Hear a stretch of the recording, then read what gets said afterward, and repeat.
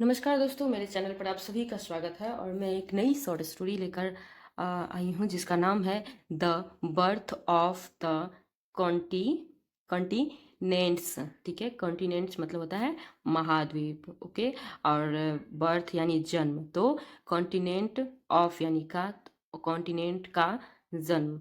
अब कॉन्टिनेंट का जन्म तो ऐसे पता साइंस से चलता ही है, लेकिन ये बुक में इंग्लिश में क्या दिया हुआ है मैं इसको हिंदी में ट्रांसलेट करके आपको भी बताती हूँ और मैं खुद भी जानती हूँ जो क्या है इसमें। ठीक है, और ये सही है या गलत है इस पे मैं नहीं जाऊँगी, क्योंकि मुझे सिर्फ इसको ट्रांसलेट करना है हिंदी में जो बताया गया है इंग्लिश में। ठीक है, king Priyavrat the son of Swayambhu, Swayambhu, ठीक है, स्वयंभू मनु।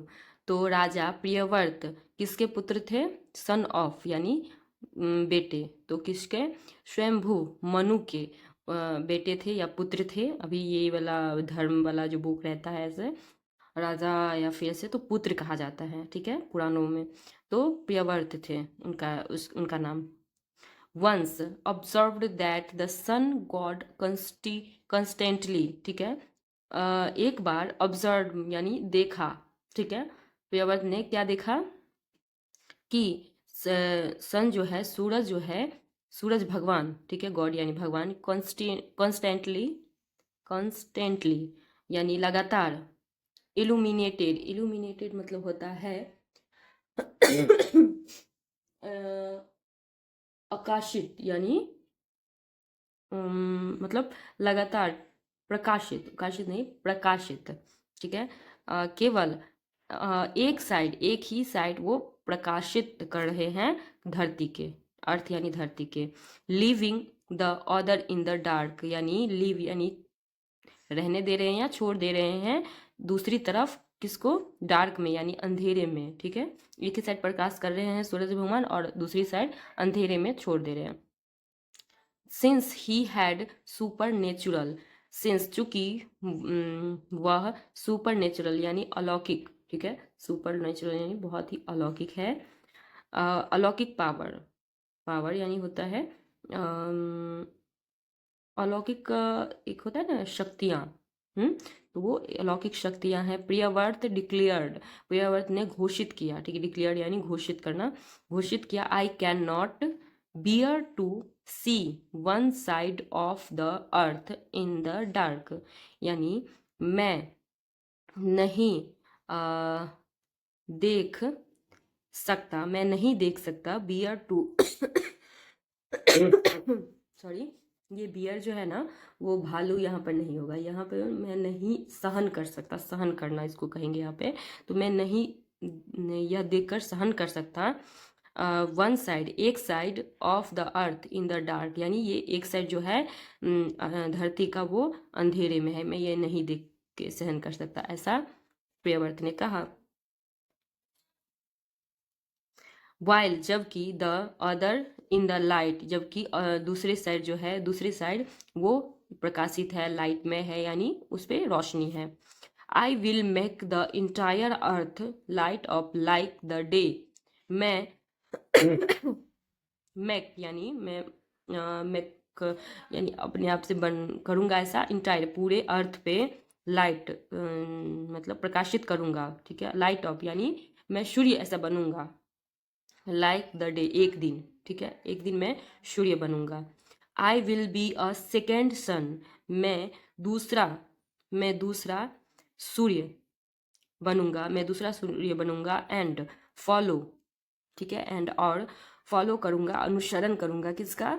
द सन ऑर्बिट, यानी ऑर्बिट होता है कक्षा को, यानी सन सूर्य के कक्षा को मैं फॉलो करूंगा। In the charity with the same speed, यानी चैरिट मतलब होता है रथ से, एक रथ पे सवार होके वो चैरिट के मतलब विद द सेम स्पीड, यानी सूर्य के चारों ओर परिक्रमा करूंगा, जैसे सूर्य चारों ओर सूर्य जैसे स्पीड में चलते हैं।